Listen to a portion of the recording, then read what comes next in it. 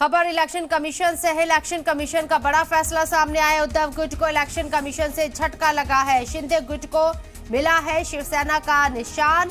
शिंदे गुट को मिला है धनुष बाण का निशान। शिवसेना का नाम भी शिंदे गुट को मिला है। ये बड़ी खबर आपको बता रहे हैं। शिंदे गुट एक बार फिर से मजबूत होता हुआ नजर आया। इलेक्शन कमीशन से उद्धव गुट को ये बड़ा झटका लगा है। निशान को लेकर ये पूरा मामला इलेक्शन कमीशन के पास था और शिंदे गुट ने इस बार बाजी मार ली है। इलेक्शन कमीशन ने बड़ा फैसला दिया है। उद्धव गुट को इलेक्शन कमीशन ने झटका देते हुए शिंदे गुट को शिवसेना का निशान दिया है। शिंदे गुट को धनुष बाण का निशान मिला है। शिवसेना का नाम भी शिंदे गुट को मिला है। अमजद खान हमारे नुमाइंदे हमारे साथ मौजूद है। बात करने के लिए उनका रुख करते हैं।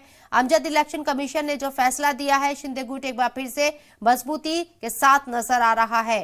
शिवसेना का नाम भी शिंदे गुट को जा रहा है और धनुष बाण का निशान भी शिंदे गुट को।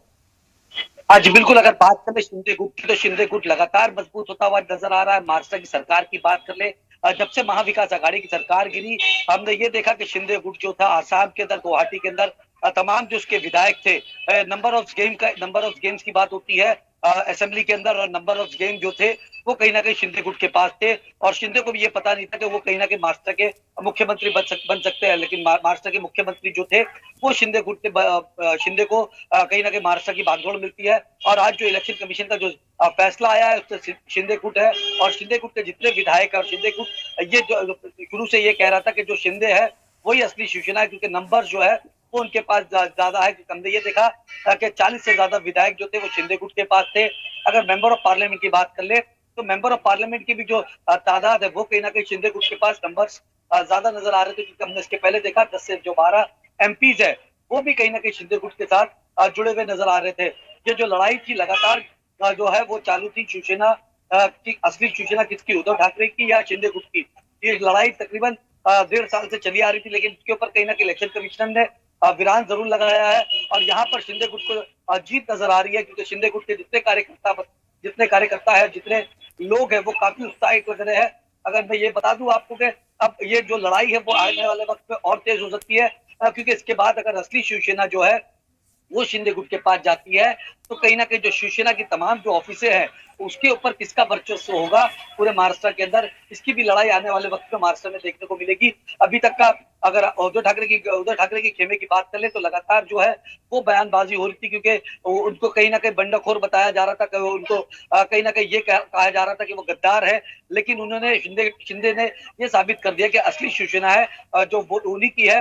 और लगातार ये कोशिश है उनकी कि जो आने वाले जितने भी इलेक्शंस है उसके अंदर असली शिवसेना जो है वो वही बने रहे, क्योंकि सिंबल की जो बात होती है, क्योंकि हमने ये देखा कि जो 3 दशक से जो शिवसेना का सिंबल है धनुष्य बाण, उसके ऊपर ही पूरी राजनीति जो है महाराष्ट्र की सियासत जो है धनुष्य बाण पे चलती है।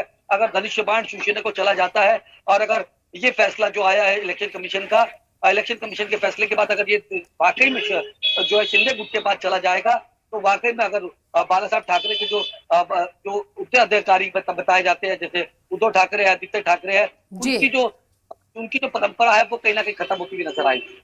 बाला साहब ठाकरे की विरासत शिवसेना अब यहाँ शिंदे गुट के पास जाती हुई नजर आ रही है, क्योंकि इलेक्शन कमीशन ने शिवसेना का जो नाम है वो भी शिंदे गुट को दिया है और जो पार्टी सिंबल था धनुष और बाण जो सिंबल था वो भी यहाँ शिंदे गुट के पास चला गया है। उद्धव ठाकरे के पास कोई रास्ता बचता है या अब उन्हें अब एक नया नाम पार्टी के लिए सोचना होगा और एक नया सिंबल उन्हें सोचना होगा, क्योंकि ये लड़ाई यहीं पे खत्म होती नजर आती है क्या? नहीं, अगर बात कर ले सुप्रीम कोर्ट में ऑलरेडी जो मामला है वो चल रहा है, लगातार सुनवाई जो है सुप्रीम कोर्ट में चल रही है। 21 तारीख को सुप्रीम कोर्ट ने हालांकि अगली सुनवाई का वक्त दिया है। अब ये जो तमाम जो मामले हैं ये कहीं ना कहीं सुप्रीम कोर्ट पे उठते हुए नजर आएंगे। अब देखने वाली बात ये होगी कि सुप्रीम कोर्ट क्या फैसला देता है। हालांकि अगर शिवसेना की बात करें तो शिवसेना की तरफ से जो पक्ष है कपिल सिब्बल लगातार रख रहे हैं और वो ये साबित करने की कोशिश कर रहे हैं कि जितने भी विधायक थे, जो 16 विधायक थे, जो विधानसभा के स्पीकर को जो नोटिस दिया गया था, जब बंडखोरी हुई थी, जब यहाँ से जो विधायक थे वो आसाम की तरह शिंदे गुट के साथ चले गए थे आसाम, तो कहीं ना कहीं वो तमाम जो पेज है उद्धव ठाकरे की तरफ से जो रखा गया सुप्रीम कोर्ट के अंदर। अब देखने वाली बात ये होगी कि सुप्रीम कोर्ट जो है वो आने वाले वक्त में क्या फैसला देता है। अब जो तमाम दोनों ही सियासी पार्टी की जो नजर है वो कहीं ना कहीं सुप्रीम कोर्ट की तरफ रहेगी। अगर इलेक्शन कमीशन की बात कर ले तो इलेक्शन कमीशन का जो ऑर्डर्स है उसको कहीं ना कहीं सूत्र ये भी बता रहे हैं कि इलेक्शन कमीशन का जो ऑर्डर है उसको कहीं ना कहीं सुप्रीम कोर्ट में भी चैलेंज किया जाएगा। अब देखने वाली बात होगी कि सुप्रीम कोर्ट आने वाले वक्त में क्या फैसला देता है। लेकिन यहाँ पर अगर बात कर ले, क्योंकि राहत की बात है, क्योंकि बीएमसी चुनाव जो है महाराष्ट्र में 2023 चल रहा है, इसके बाद महाराष्ट्र को 3 चुनाव देखने हैं। बीएमसी चुनाव देखना है, विधानसभा का चुनाव देखना है और मेंबर ऑफ पार्लियामेंट का भी चुनाव होना है 2024 में। यहाँ पर महाराष्ट्र में 48 सीट आती है और अगर बीजेपी शिवसेना की बात कर ले तो 2014 में दोनों ही पार्टी मिलकर चुनाव लड़ी थी और दोनों ही पार्टी को कहीं ना कहीं 46 से 47 जो सीट थी और लगभग 42 के करीब जो सीट थी वो ये दोनों पार्टियों को मिली थी। तो तकरीबन ये जो समीकरण है, ये तो तमाम जो कैलकुलेशन है, बीजेपी भी ये जानती है कि लास्ट टाइम हमारे पास 20 एमपी थे और शिवसेना के पास भी 20-21 एमपी थे। तो ये जो नंबर्स ऑफ गेम के जो रहते हैं, क्योंकि चाहे पार्लियामेंट की बात कर ले चाहे विधानसभा की बात कर ले, तमाम जगहों पे नंबर्स ऑफ गेम की सियासत चलती है। तो तमाम विधानसभा के चुनाव में भी अगर बात कर ले तो शिवसेना और जो बीजेपी थी आपस में साथ में मिलकर लड़ी थी, लेकिन नंबर्स ऑफ गेम जो थे दोनों की अगर बात कर ले तो दोनों ही की आसानी से गवर्नमेंट बन सकती थी। लेकिन अगर बात करें शिवसेना की, तो शिवसेना ने, उद्धव ठाकरे की शिवसेना ने महाविकास आघाड़ी के साथ जाके अपनी सरकार बना ली थी। तो ये नंबर ऑफ गेम्स के अंदर की नंबर ऑफ गेम्स की बात होती है, जिसके पास ज्यादा नंबर होते हैं वही सरकार बना सकता है, वही राज कर सकता है। लेकिन अभी क्या लगता है, जिन 3 इलेक्शन का जिक्र आपने भी कहा, बीएमसी इलेक्शन, असेंबली इलेक्शन, फिर उसके बाद आम इंतखाबात 2024 में है, ऐसे में ये जो इलेक्शन कमीशन की तरफ से फैसला आया है, शिंदे गुट को कितना मजबूत करेगा और उद्धव गुट को कितना कमजोर करेगा?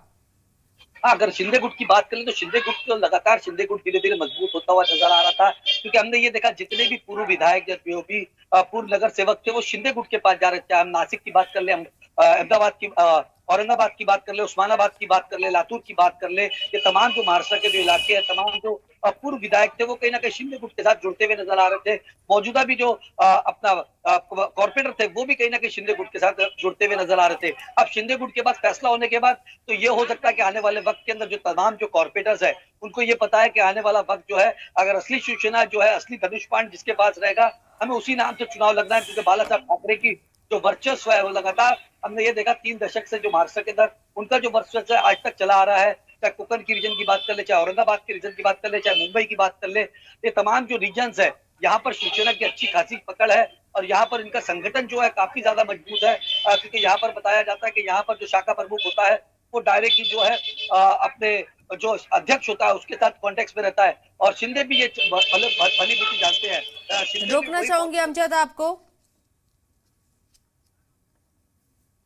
फिर एक बार यही शिवसेना खड़ी करके सर्वोच्च न्यायालय में फायदा होगा। नवंबर में दूसरी बार शिवसेना के खिलाफ फैसला आया के खिलाफ लोकतंत्र बचा ही नहीं। सभी ये संस्थाएं जो है इलेक्शन कमीशन से लेकर न्याय व्यवस्था, राज्य एजेंसी, सब गुलाम बनकर बैठे हैं। तो हम क्या कर सकते हैं?